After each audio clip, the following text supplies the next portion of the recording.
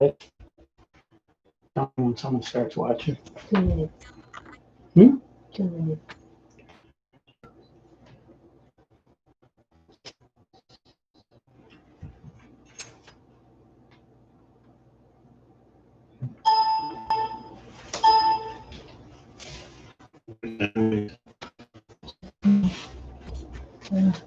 Oh.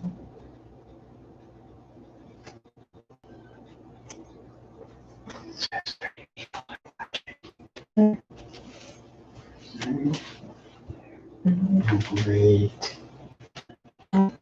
The internet is not working. Can you set up a the internet? What do you want me to set up? It's 5G. It's always been good. Well, right now it's good. Yeah, I'll just set it disconnected. Is it 5? Is that 5? Hey, Jonathan. Here. Okay. Okay, well, I guess it's around 5 o'clock, so welcome to our kitchen. And our internet connection is a hub.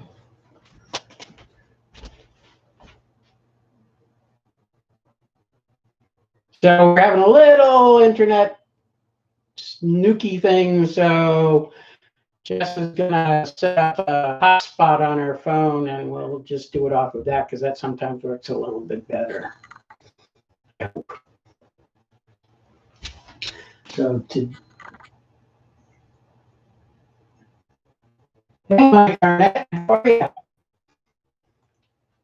You will be disconnected for a little bit. we're gonna until yours pops up and then connect.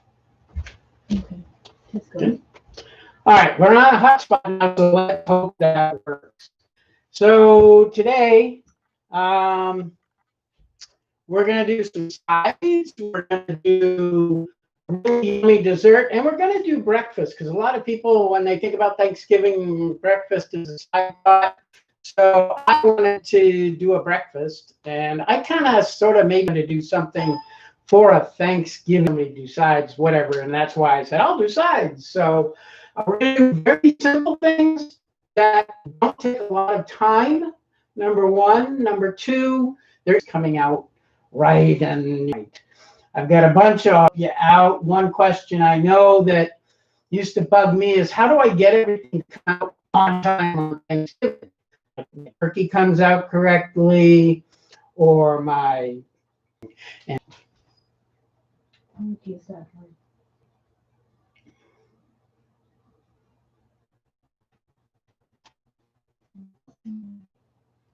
so we're still having some internet work a little bit better.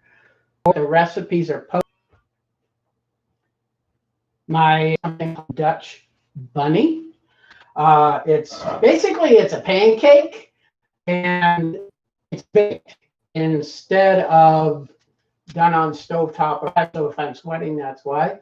I'm going to put this, doing that, I'm going to mix up all the ingredients. You are going to go back in to get it. Make sure you have really hurt. All right, so for the Dutch bunnies, we start with a half a cup, a half a cup of all-purpose flour. And if I step out of the camera, I apologize. Half a cup. I want to try to make this healthier. I would suggest not doing that. Okay, so into my flour goes the milk.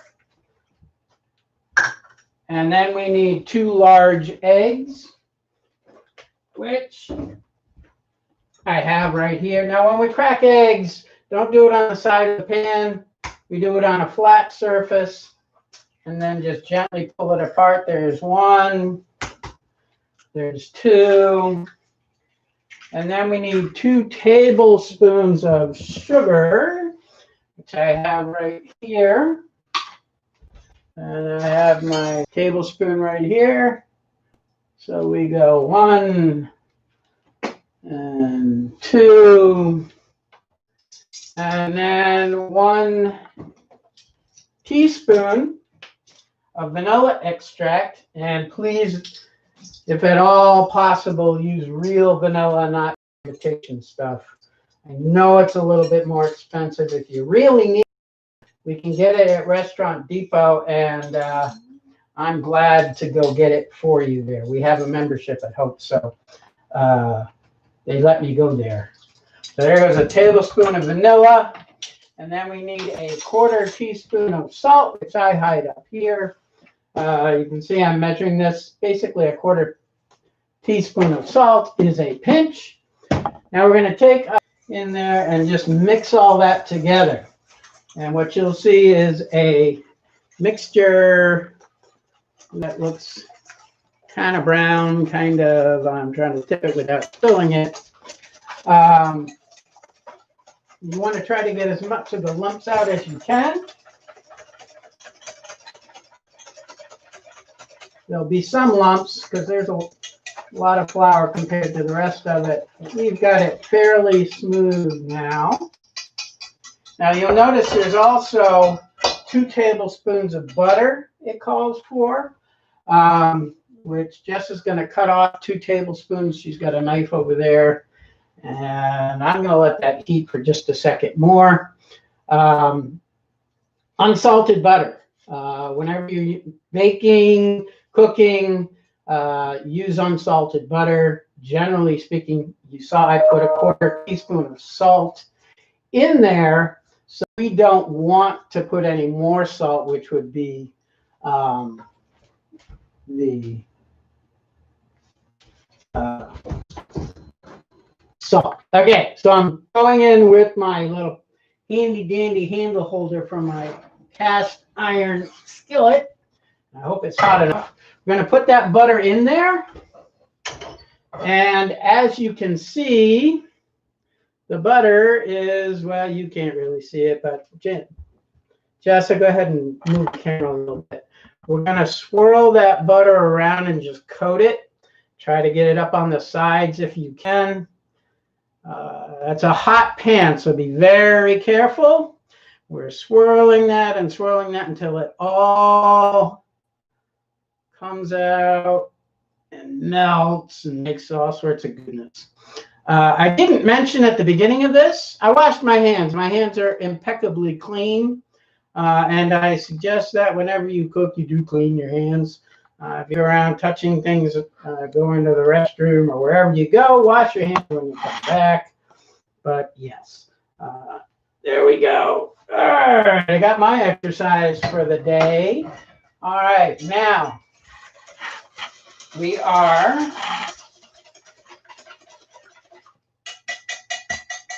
going to pour all of this batter into our hot pan. And I'm going to use a scraper to take this out. Don't want to waste any of that goodness.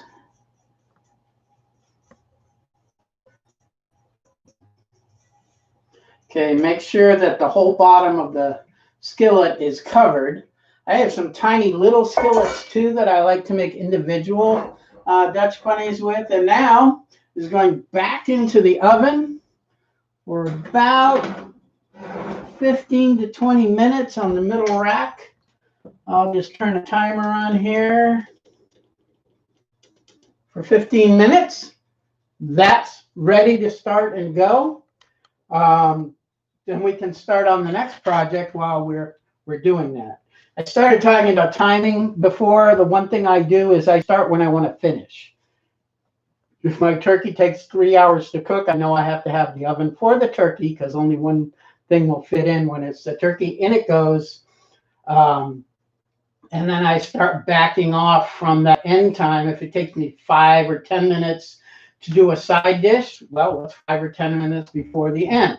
Remember always that your turkey is going to take some resting time. So you don't want to cut right into that turkey right. Tent it with some foil. And you'll be doing some more side dishes and finishing up while that turkey is resting. One of the things we're making today is bread, beer bread. And it doesn't take, it takes an hour to bake. So you bake it. I would bake it the night before for Thanksgiving, and it'll hold up just fine. If you don't want to do a beer bread, you don't like beer in your food, you can do an Irish soda bread, which basically is the same thing, except it's buttermilk and no beer. The buttermilk acts as the agent to make it go poof. And it's a delicious side dish as well. But I like the beer bread. It has a unique taste. So our Dutch baby is oven, and when it comes out, you'll see it's all puffy and brown. At least I hope so. We're going to move on to the pie. This dessert, again, can be made ahead of time. Takes 2 or 3 and gel and become a nice chocolate ganache you cut and slice through, and just it's just yummy goodness. And I love chocolate. The recipe I put into or onto the website calls for a tart tin with a removable bottom. That's to make it all fancy looking. And you don't have to do that. You can put it in a glass base. It just won't, you won't have the ooh and ah when you drop the bottom out, and it's got that nice shape to it. And I'm hoping that this is still working.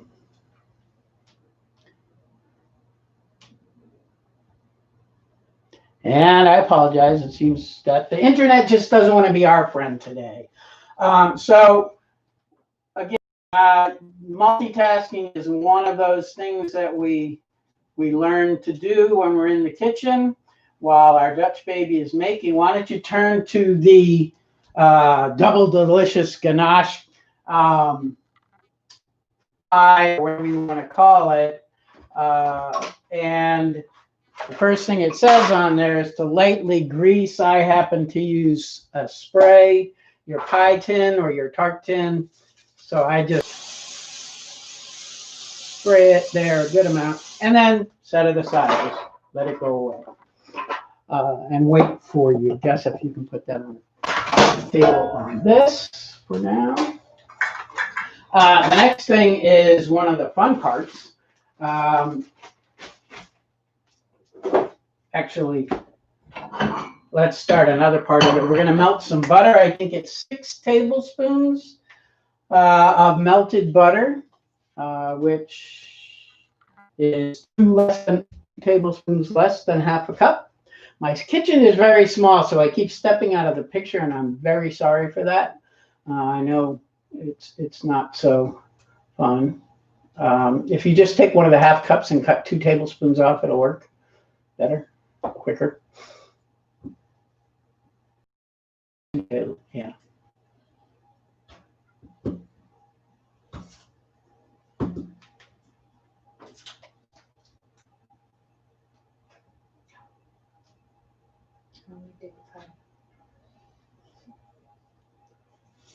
The knife isn't working today. Okay.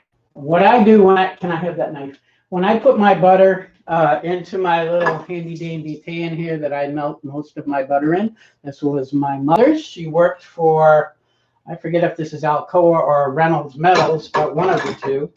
And that's where this came from. Make sure your paper is off of your knife, but go ahead and I slice the butter up before I melt it. It just seems to me, and maybe it's in my mind, that it makes it go faster. So we slice it. Doesn't have to be pretty. We're just cutting it into little bits. And then we turn on our heat. Turn your heat on to pretty much low. Butter does melt quickly, and it's very hot today. At least in this kitchen. And again, we're going to throw that away. I'm going to wash my hands again only because I don't like the feeling of it.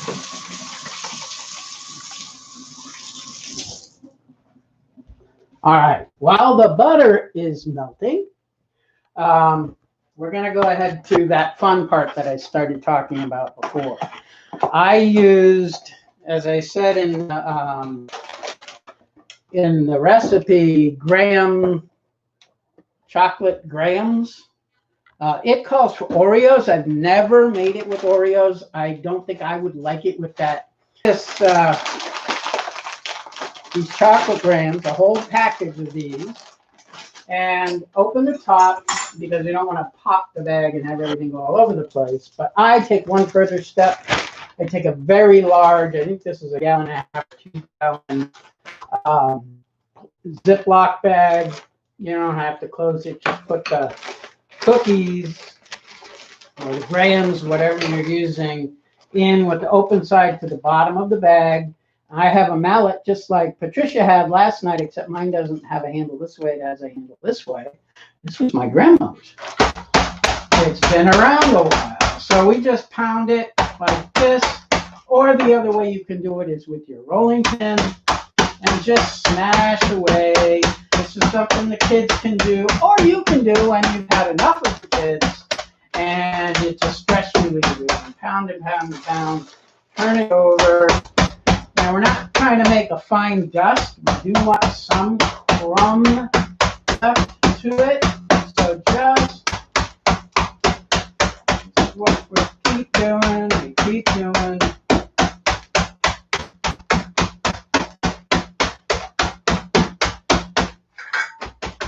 You can roll it, and that will crunch it. Are there any questions coming?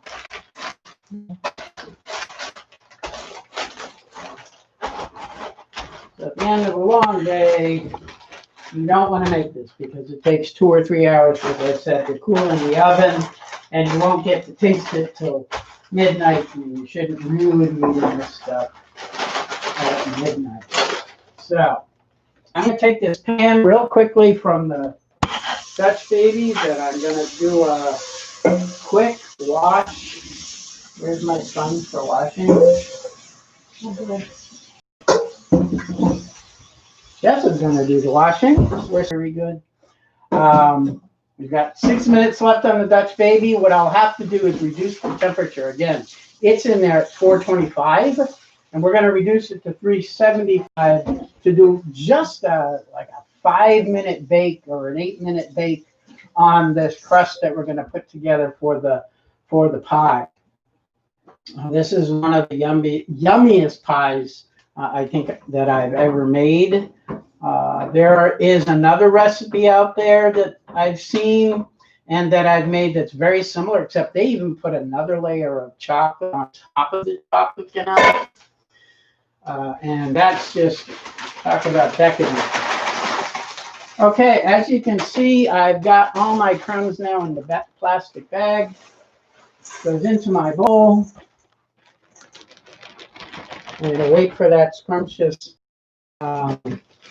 melted butter. Now, as you can see, there's some big crumbs left. You can go in there with your hand. Again, make sure your hands are clean and crunch those up nicely. I hear my butter bubbling over here, so I'm going to take that off the heat and I'm going to pour it right over. That's a little bit crumbs, and we're gonna mix that up so it's very well combined. We don't want that to be. We want to try to get the liquid from the butter really mixed in with the crumb, so it becomes a crust when we bake it in the oven in a few minutes, in about 4 minutes. Now, if I was at church, I could be doing all of this at once because they have 2 ovens over there, and it's really nice. I've been spoiled where I can put things in at different temperatures. But we're doing it like a home, and today really takes doing in a microwave. Okay, now I've got that nicely coated. I'm going to take that, tart pan that I oiled, and we're going to line this with the chocolate and the butter. This becomes the crust. It's kind of like a cheesecake. I've used this crust for a cheesecake before, and it's yummy. Very much like the graham cracker, just the plain old graham cracker crust. You can do this by hand. You can do this with your spatula, as I'm doing right here. But you just want to make sure you get as level a layer of cookie crumbs in here that you can. You can see that there's still some big chunks in here, but that's okay. You're going to find that those taste really yummy with the chocolate ganache coating. There. That's basically what you want this to look like. If there's any, see, the more you play with it, the harder it becomes to keep it uniform. And you don't want any really big holes in the bottom of it, because then your chocolate's going to leak out. And especially with these removable bottom tart pans, that's a problem, because it'll leak out and you just don't want that. So to the best of your ability, flatten it all out. And we've got about a minute left on the Dutch Baby. I'm going to peek. Never supposed to do this. And I'm actually going to pull mine out now. So if you had one in, you might want to check it. And you will see in a minute, it has puffed up beautifully. Look at that. Now you can let it cool just a little bit and then cover it with powdered. I've got some star fruit from the berries, which is yummy. I don't know if it would go with this, but there's apples over there. You can put whatever you want in it. You can use maple syrup. You can use honey. There you can see it. It does fall. But it is still yummy. Just cut this and slice it up for people. You can put it on a plate. Jess, if you could get a plate, we could take it out of this. And you'll see it will somewhat fall apart. Okay. And yeah, and if by chance, I'm going to hold this a second. If by chance the Sinclairs are here in the other room and they wanted to come and get this and have this, they're more than welcome to it. Okay, now you can see this probably, I maybe should have left that in for another minute, but the browning of it, it looked like it's going to get dark. Why are you doing this to me? So there it is on a plate. Jess is going to hold it here for a second. What you can do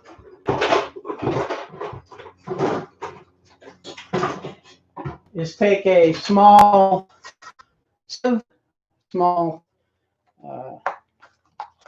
knit, and then we're going to go over where we can see it, and just, as I call it, make it snow. So there we have Dutch Baby.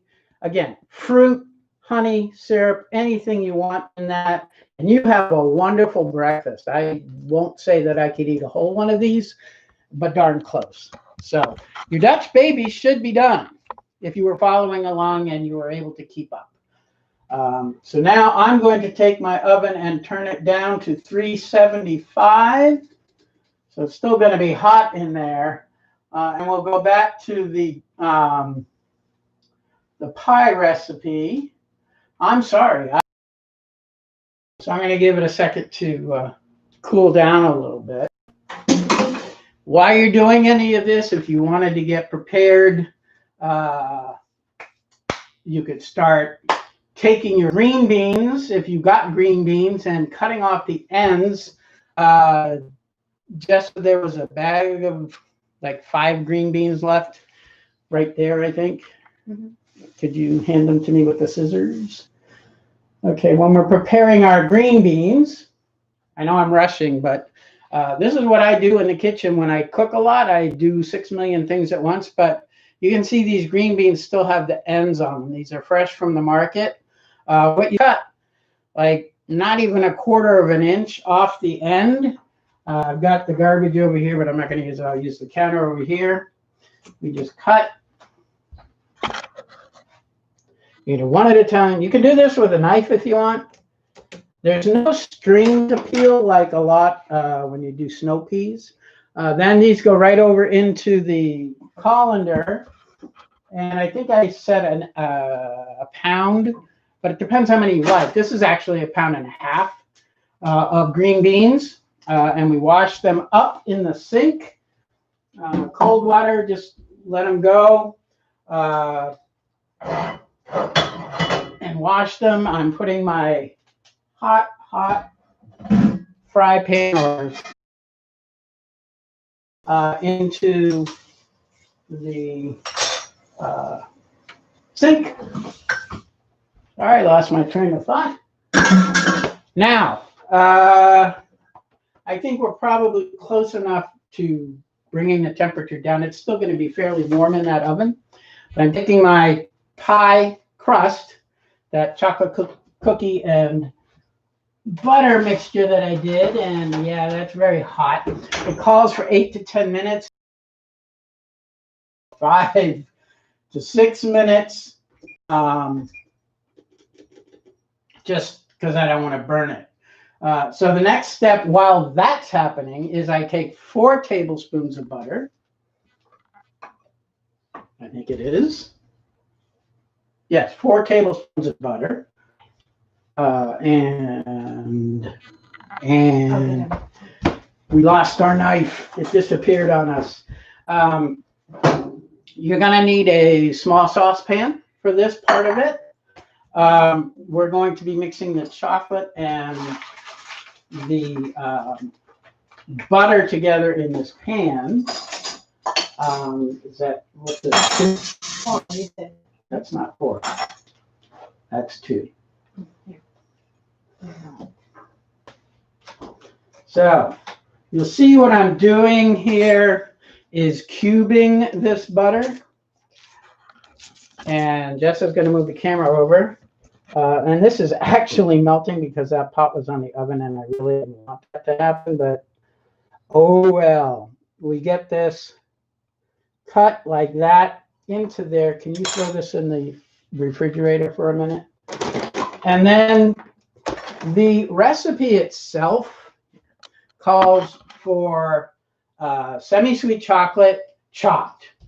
If you got chocolate morsels, semi-sweet chocolate morsels, that works fine. You don't have to chop them. But if you get a bar of semi-sweet chocolate into small bits, I use the bits. This happens to be Dutch or Belgian chocolate, excuse me. And I really like this. This is what they use in the fountain at church, I think. So this will actually, again, it called for 12 ounces. If you want to convert that, that's 1.5 cups of chocolate bits or 12 ounces of a chocolate bar chopped up. And again, semi-sweet. Don't use baker's chocolate or you're going to have the bitterest chocolate ganache you can imagine. At the same time, can you get the heavy cream? I'm going to take, you know what, can you pull that butter? We're going to take that pan that we used for the chocolate and the butter before. That's where we're going to put the butter and the chocolate. I'm going to use this pan to melt the rest of the ingredients. Silly me. So you'll see what happens. Now this can go in the freezer. I'm sorry. Onto the oven with your small pot. Into the small pot goes basically the rest of the ingredients, which is 1 cup of heavy cream. That's what happens when you don't pay attention to what you're doing. But never panic. Okay, this is heavy whipping cream. Don't skimp. You know, you don't make this and have this every day of the year, every week. Heavy cream. We're going to use 3 tablespoons of sugar, just plain old white sugar. So we go, in we go, 1, 2, 3, and then we're going to use 1 teaspoon of the vanilla again. And that's it. And for so few ingredients, this dessert is just too good. Okay, in that goes here, even medium low. We do not want to scald or burn this milk. Number one, it smells terrible. It's a pain to clean, but also you ruin your ganache. We want to bring this to, the recipe calls it a simmer, and you see I'm stirring. What I want to do with the stirring is to get that sugar dissolved in there and get the vanilla mixed up in there very nicely. You can feel it. It'll start, you won't feel the sugar in there anymore. The vanilla, instead of a swirl, just makes a constant or one color. Now I'm just gonna let this sit here. And if you can see, you can't really see, and unfortunately we can't get the camera too close. That is my pie crust. I'm going to let it go for a minute more. It's not going to hurt it.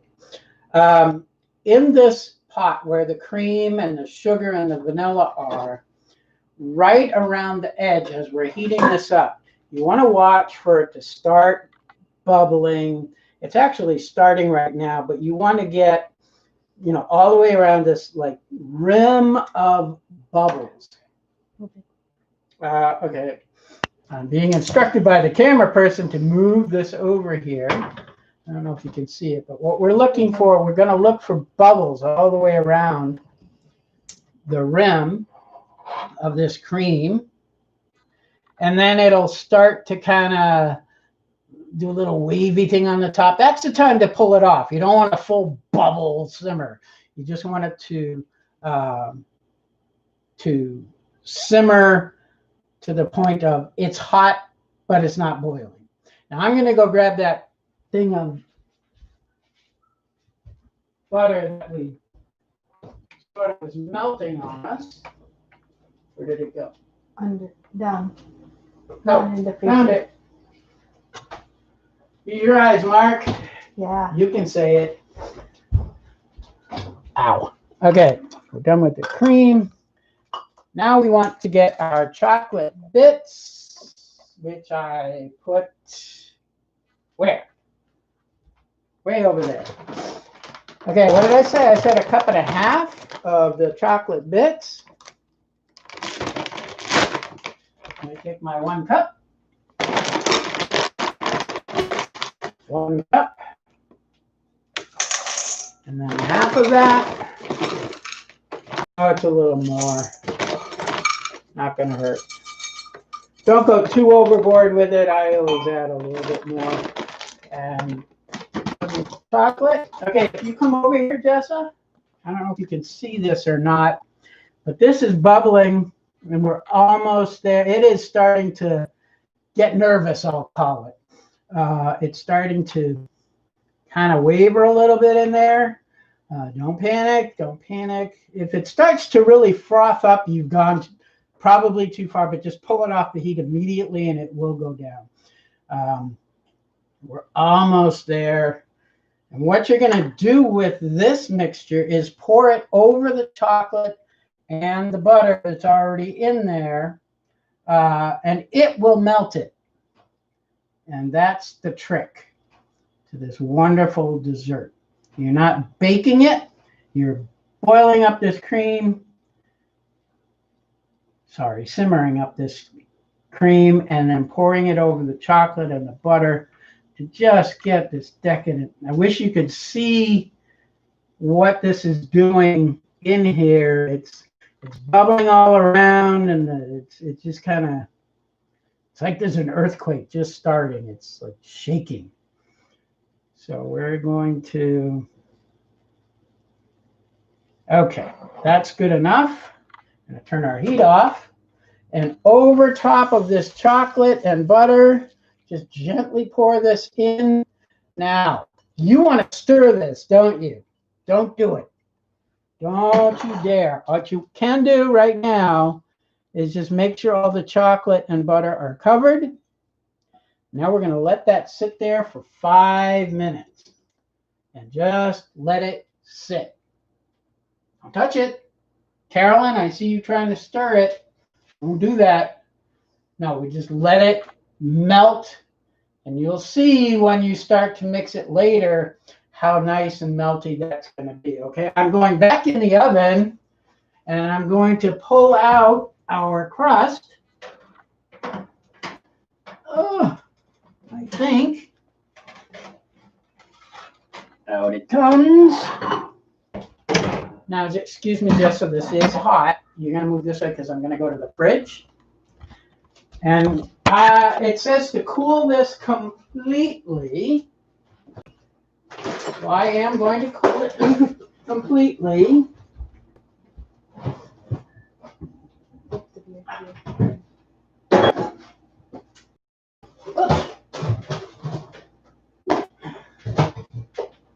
In the oven. So while that yummy chocolate is melting for 5 minutes, it's also the pie crust is cooling in the oven. I mean, in the refrigerator for 5 minutes. So, all right. And you'll see in a few minutes that the said. So as soon as the 5 minutes and we've completed the pie crust or the pie going together, we'll start on the green beans. But one thing we can do is the potatoes. We can prep the potatoes. Can I get potatoes? You're right there, I think.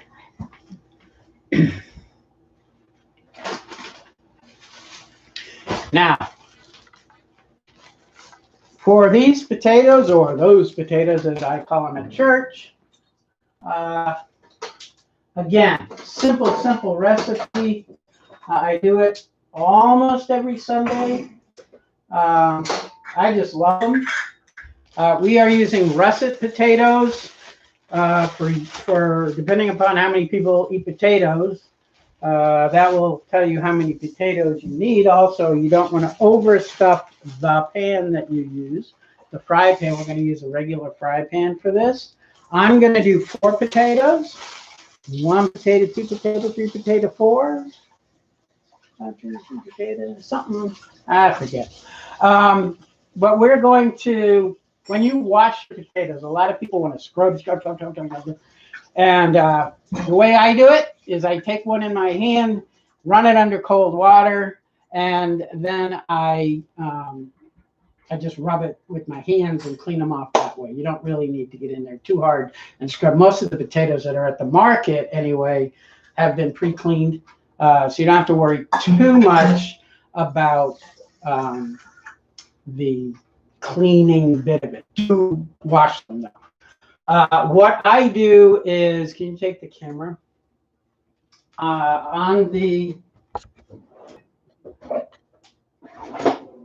For the potatoes, you take a knife, preferably a very sharp knife, and skins on. We don't want to take these wonderful, delicious skins off. I cut this in thirds, and then I take and I cut my thirds into, well, you can do 3 or 4 cuts there. You can see I try to keep my hands from not getting cut by keeping the knife up to your knuckles. That way you only cut your knuckles and you don't cut your fingers off. So each of your potatoes, cut it into thirds. And then whatever size, you can make it smaller than that. But generally you want a pretty good bite on your potatoes. Pretty quickly done. And just when I get these done, you watch the timer for the pie is going to go off. And we're going to have the ganache ready to go into the chocolate crust that we made. So there we go, as I said, but we don't have to worry we've got time. So now I'm gonna almost to my last potato here. Not doing a very good job of showing you my claw, am I? So we don't want to get rushed when we're using a knife, especially a sharp knife, because it does hurt to get cut and also ruin your meal. Okay, so the potatoes are cut. Now, as I promised, we're moving back to the pie, to this bowl of yummy goodness. Now you're going to see just how much that chocolate, if I'm lucky, melted. And there you can see it, it's in there. Just start stirring it all together. The butter, if it didn't melt completely, kind of press on it a little bit. Just keep stirring and keep stirring. It doesn't look like much yet. Keep stirring. Work that butter into it if you have to. Keep stirring. All of a sudden, you're going to see, as you can see in the middle of that, that it is starting to turn into a wonderful, dark, yummy chocolate ganache. Kind of fortified chocolate, if you will, with that cream and butter. Just yummy. Okay, you can scrape down the sides as you need to. Do not waste a drop of this. Keep going around and around.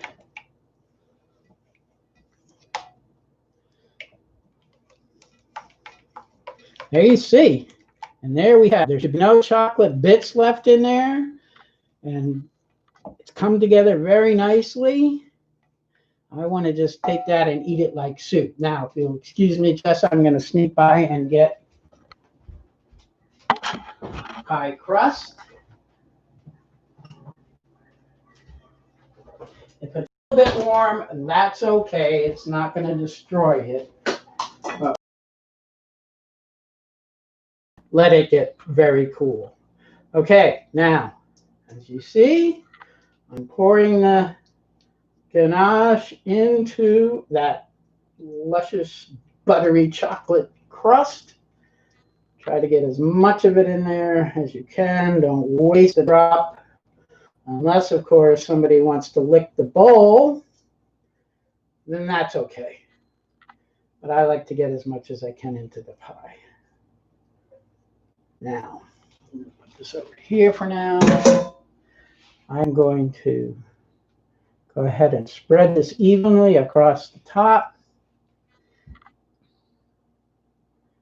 And then this into the refrigerator because we started too late. We're going to a dinner party and we want to quicken up the chilling process. Don't put it in the freezer. You'll make the butter and the sugars in here crystallize and the chocolate, and it just won't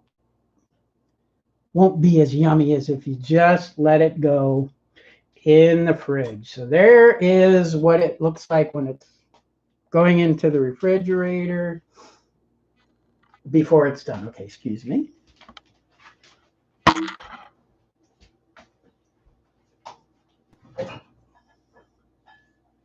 Make sure you clear out space before you put it into the refrigerator, otherwise you'll be scrambling.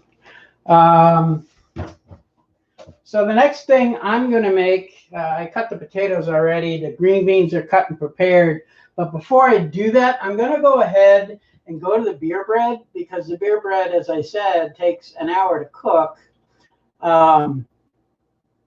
Even though it's a very simple recipe.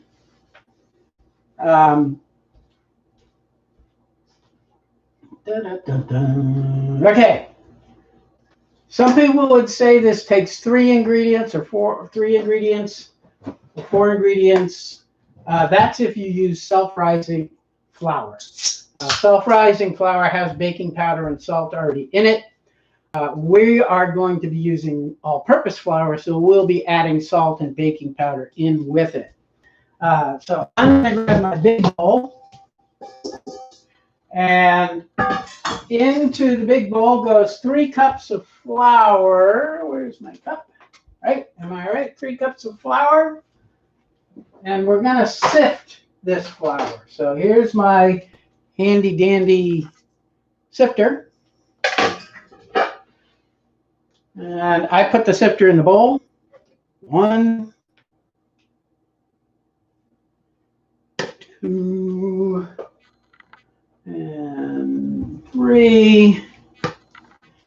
And generally, I will start sifting, get maybe halfway through the sifting, and then I will add into my sifter the 3 teaspoons of paper towels. Got a paper towel. I'm going to wash off my teaspoon. I do have another one, but I'll just use this one. 3 teaspoons of baking powder, not baking soda. Those of you who took my cooking class, the kids in arts camp, did I say 2 or 3? 3. We had a big snafu and used baking soda instead of baking powder, and that was in some scones, and it tasted horrible. And then I'm going to put in 1 teaspoon of salt. Today, there goes 1 teaspoon of salt. And then a 1/4 cup of sugar.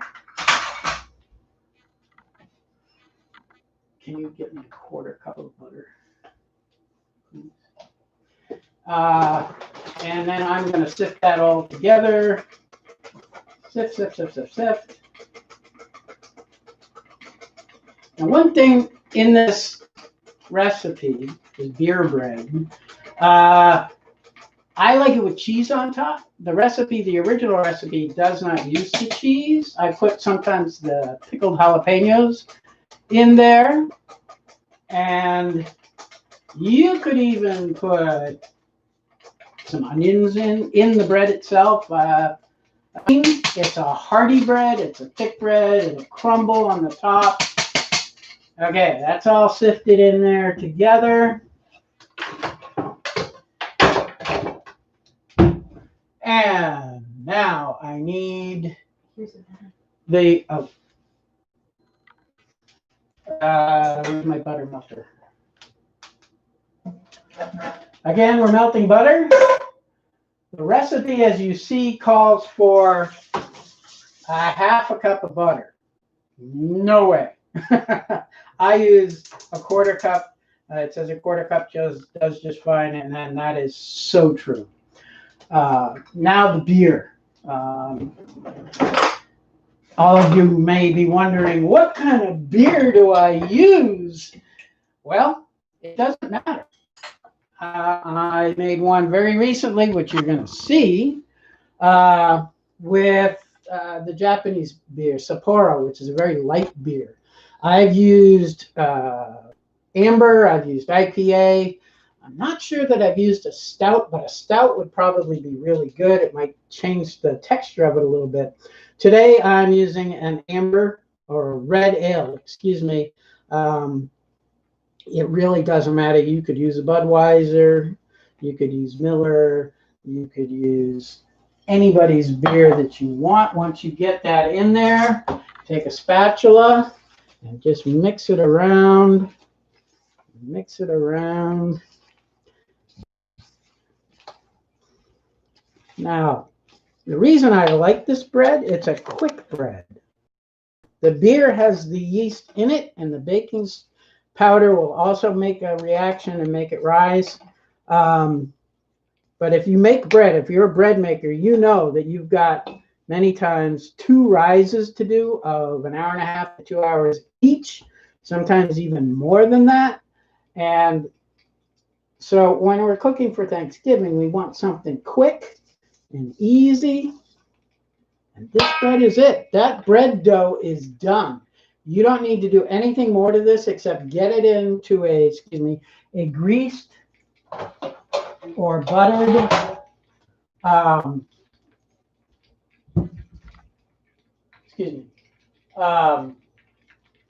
greased or buttered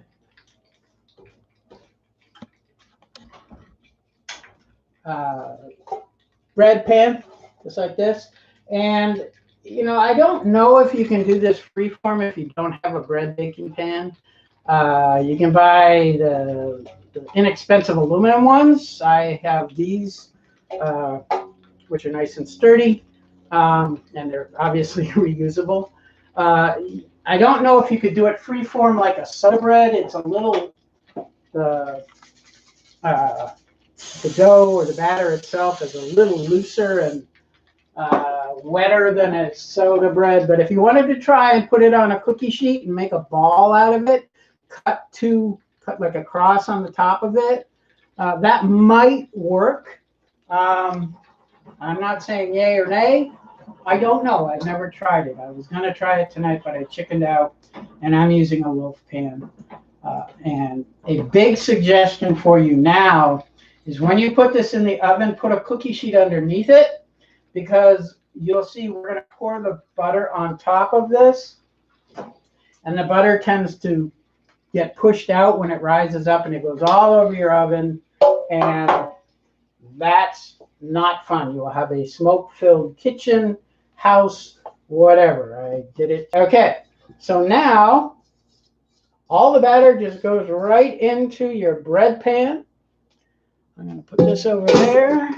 We are making a mess. I generally try to clean as I go, but, you know, I get to be spoiled right now and not clean for now. One other thing that you can do, as I said, is cheese and jalapeno. Question from Marnie. Oh, Marnie's got a question. Why is my dough so watery? How much beer did you put in? Was it just 12 ounces, or did you use one of those big Pliny's that Courtney has? It's a 12-ounce can of beer. If it's really, She said. you can add a little more flour to it, just not too much. Make sure you've got it all mixed up together. Sometimes you'll get pockets of flour that haven't mixed into that beer. So you can add like a couple tablespoons of flour at a time and work it in until you get to that consistency that is this. I don't know if you can tell what that is. Looks kind of like oatmeal. Okay, now I am taking it's really hot this time, the butter, and you don't even have to use a quarter cup. And I'm going to make this one without any cheese and without any jalapenos. If you want to use the cheese, basically, you just put it over top of the butter that you just put in there, and it will melt and make a even nicer crust. So into the oven, as I said, I'm putting a baking sheet on the shelf below it.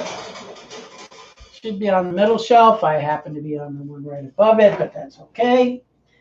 375, that gets an hour.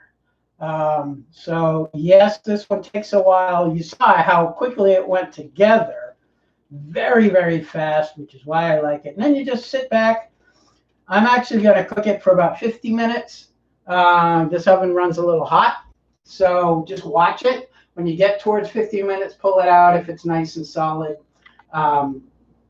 you'll see that it's done. So we are almost done. I know I packed a lot into this, and I hope it's all coming out well for you. We're going to do the green beans and the potatoes, and basically I'm going to start with the potatoes because they'll take the longer of the two. All told, they'll take about 20 minutes. For the potatoes, I'm going to use what I normally don't use. I'm using this fry pan with the double handles, only because I'm going to be doing my greens in my bigger fry pan. I won't use the wok because I know a lot of you don't have woks, but if you have a wok, please use the wok. It's much better.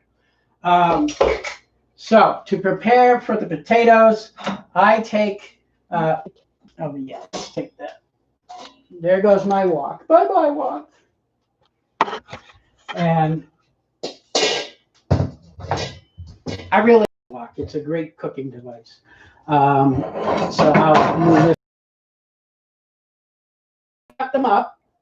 And now we are going to put a little bit of oil. And in this one, you can use olive oil. I think in one of the recipes I said, don't use olive oil. And I'm trying to remember which one that was. But you can use olive oil, you can use corn oil. I'm not deep frying the potatoes. Use about 2 tablespoons in the bottom of your pan. Actually, I know why I said that, because I don't usually use the oil in the potatoes, but it's okay. Just butter. So if you poured it in already, don't worry about it. It will work. Can I have some butter? Can you give me the butter over there? Now for the butter, on Sunday mornings when I make this, I make enough for 8 people usually, or a little bit more. And then there's leftovers for anybody who wants to get it, so get to church early. I use quite a bit of butter, but since I've got oil in here, I would say you don't want to use less than 4 tablespoons of butter, and probably a little bit more. We want to melt that up. I've got this on high right now just to melt it up. So while that's melting, what I'm going to also do, since I am triple preparing, doing everything at once, I'm going to prepare the ginger for green beans. I think I said about 3 quarter-sized. I think it's not on. What? Oh, I'm going to blow the place up. No. There we go. Okay. What we for peeling ginger, I don't know how all of you do it. You can use a just one of these peelers if you want. People who work with ginger a lot are probably saying, "Why are you doing that? Just use a knife," which I usually do, but I just want to show that you can use a peeler, like an apple peeler, fruit peeler, clear off all the paper stuff. That's what I call the skin anyway. When you get that all off, I was going to do this ahead of time so that you only had to see a little bit of that, but we get all of that off. Let's throw that away now so we don't get any of it mixed up into our yummy green beans. If any of you went to the 20th anniversary dinner at church, I did these green beans. The team put this together. And I'm going to have about 4 pieces of ginger like that. And this is another recipe that is so quick and so easy. Now you'll see if the camera is picking it up, I'm cutting very small, almost matchsticks of this ginger. Again, I've got my hand so my fingers aren't holding it out. I'm only holding it like this. I'm curving my fingers and I'm letting the knife hit my knuckles. I heard one chef from China say, you know, I don't know why everybody holds all their knuckles out. Let's just have one knuckle. Then you're only cutting one knuckle. Kind of smart. But when you get taught, if against your knuckles.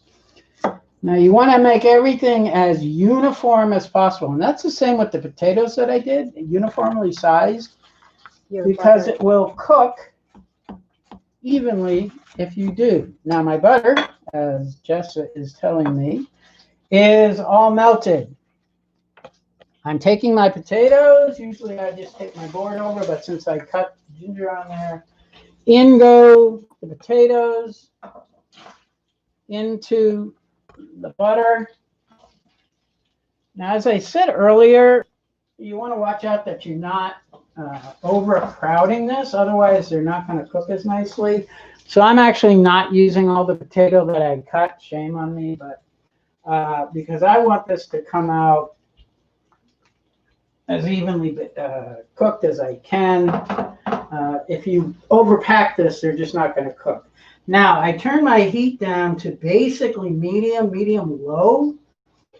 At this point, we cover the potatoes. And I've got a timer on the stove that's working on the bread. So I'm going to take my phone out. And for this size, the recipe that I originally made this at 6 minutes because I really don't want to burn the potatoes. So again, medium, let it go. Don't salt and pepper it yet. Just let the potatoes cook in the butter and the oil. Now I'm back to my ginger for the green beans. And I'm just chopping it up fairly small. I don't know if you can see that on the camera. Almost tiny little cubes that are going to cook up and just make such a wonderful flavor with those green beans and soy sauce and sugar. Yes, I use sugar in my green beans. A lot of people don't want to do that because it's too much sugar. It's too sweet, but it's not. When you balance out that salty soy sauce and the spicy ginger, you can use sugar. Yes, that's me. Okay, we are now moving on to getting the green beans going. This is the one I said don't use the olive oil in. I'm going to use canola oil. Again, much. You don't even need to fill the bottom of the bowl. If you saw the wok would be. I'm going to touch that with a bit more. So about 2 tablespoons of oil. And I turn on the heat. A wok, you will notice if you have one, will heat up much quicker and cook in such a way that it's going to be faster than doing it in here. Now, the 1.5 pounds of green beans that I have that have been washed and cut, remember I showed you how to cut the tips off. Some people want to cut the green beans in half. I happen to like them whole. So I'm waiting for this to heat up. You'll see it kind of get to smoke, maybe. You don't want it to be smoking too much. You'll see kind of I don't know how to explain it. Sorry. But you'll know when it's hot enough. It gets kind of crinkly in there. But we're getting closer and we're getting closer. You want it to, you actually do want to hear a sizzle when you get these beans in there. I'm going to do these in batches probably. I don't think that I can do all of these at once.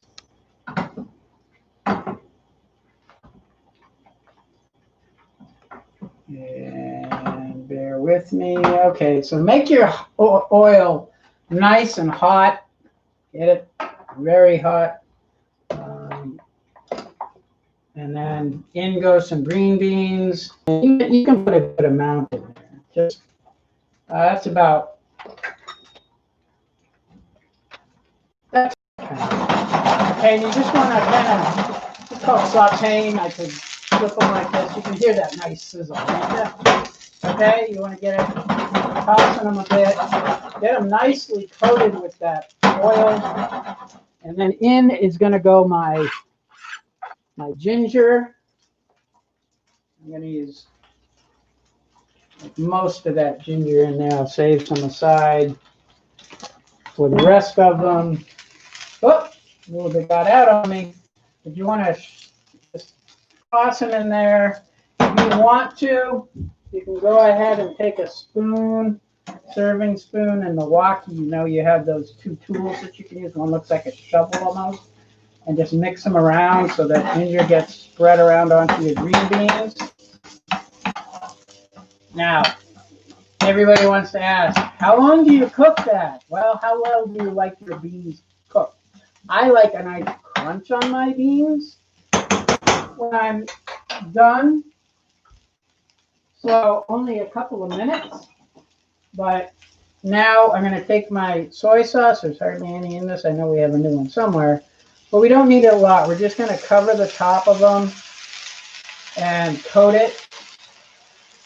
And that will sizzle up. Be careful not to let that get on you. Again, we're going to move it around. I don't particularly like this fry pan for tossing it, but I don't have a choice.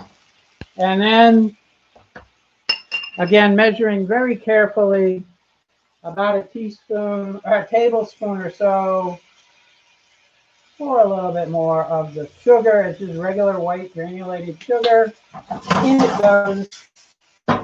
This is going to become one of your favorite, I bet, sides. This is just so delicious. When you serve this, you're going to put it on a platter and just pour all those juices over it. It's just so good. I can smell it, and I wish you could smell it because that soy sauce and the ginger is really, really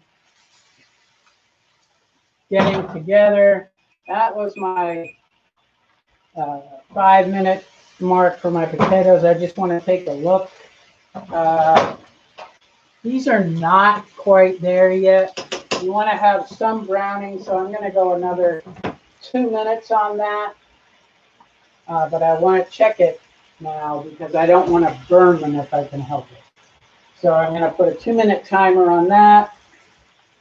Green beans, these are basically done. Jess, if you want to go get a plate or something or a bowl for me to put this in. I'm cameraman and cook. Look at that. Okay, thank you. And now into the bowl. Remember I said you get all that juice in there too because it's so delicious. And you'll see the ginger is still there. There's not a whole lot of liquid in there, but there's enough that when you serve them, they become very delicious. I'll save and cook those other green beans up at a later time. And the potatoes, we've got 1:14 left on there. So let's just let those cook up. I'm losing my voice.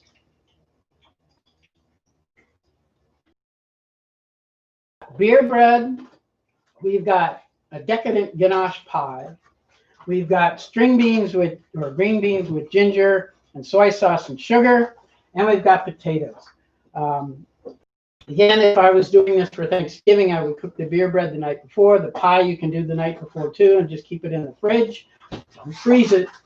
And then in the morning when your turkey goes in, you don't want to put it in first. You do your Dutch baby for the early morning. For when everybody's up, you can surprise them with this beautiful puffy pancake with fruit and whatever else you put on it, honey, syrup.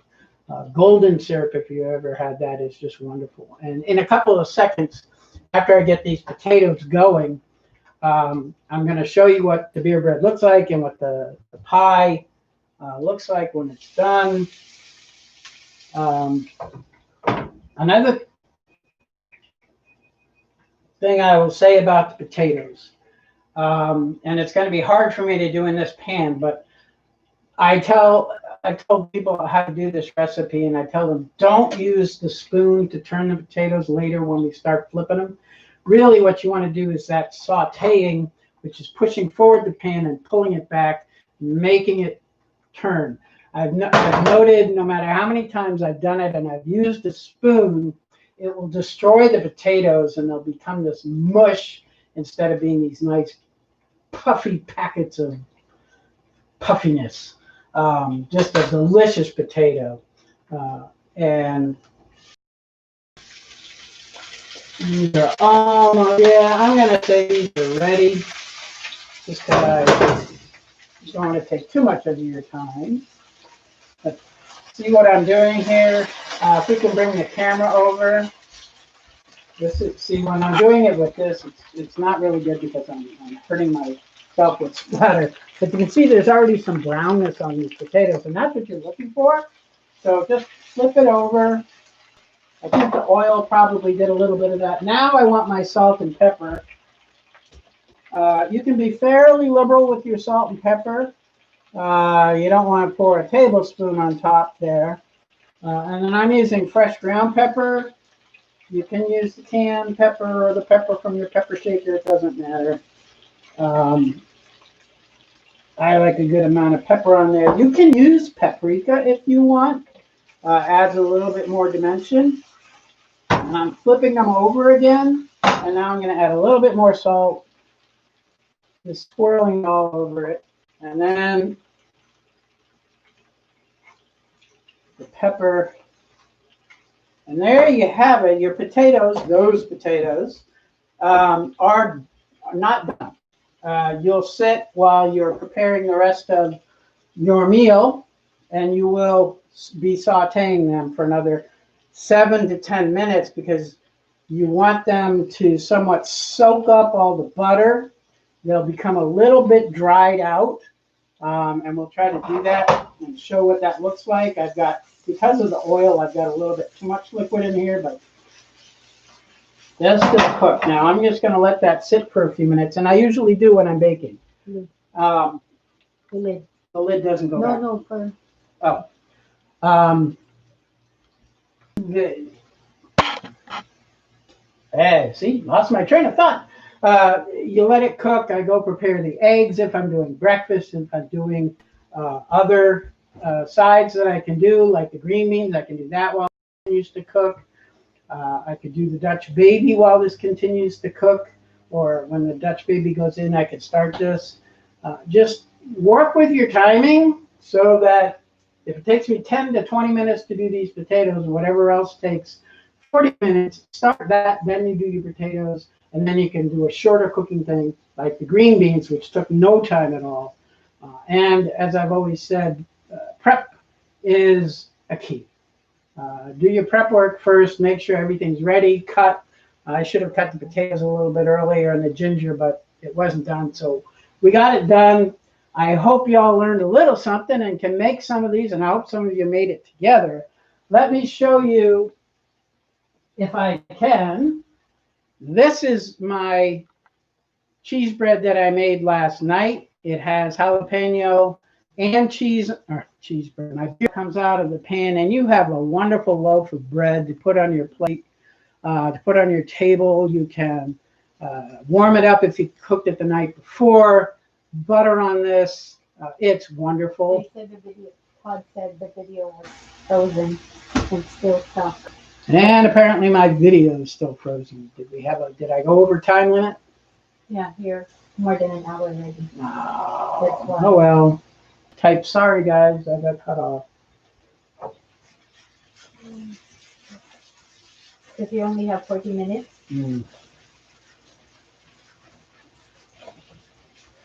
That's why. Oh well. But money is like still seeing it, I don't know. You're still on. It says I'm still on. Well, somebody texted and said you're gone, you're frozen. So it was their internet. So this is the bread. Jess, if I can have a plate for the bread. We'll take pictures of all these things because I do want to show the pie as well. Just a nice platter for your bread is great. Again, heat it up and it tastes yummy. And then the pie.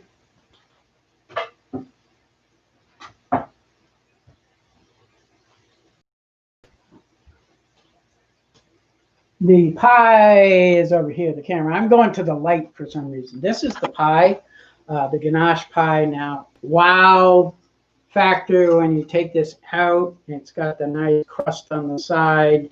I don't know if you can actually see that. And if I drop this, I'll be very upset. But generally, you can take it, you hang the ring on your thing, on your elbow, and you have your pie to plate as well. And it cuts through very nicely. And if you give it the time to rest, it will rest. So that is my cooking session. I think I went over, and I'm so sorry. Getting messages that people are coming over for dessert. You better race because there are a couple other people that are ahead of you, I think. So head on over. Thanks all for watching. Happy Thanksgiving to you.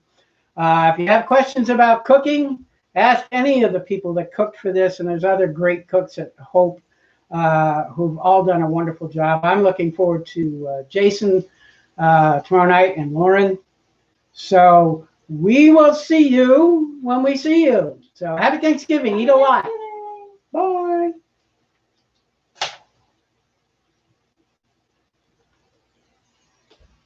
Probably we can deliver this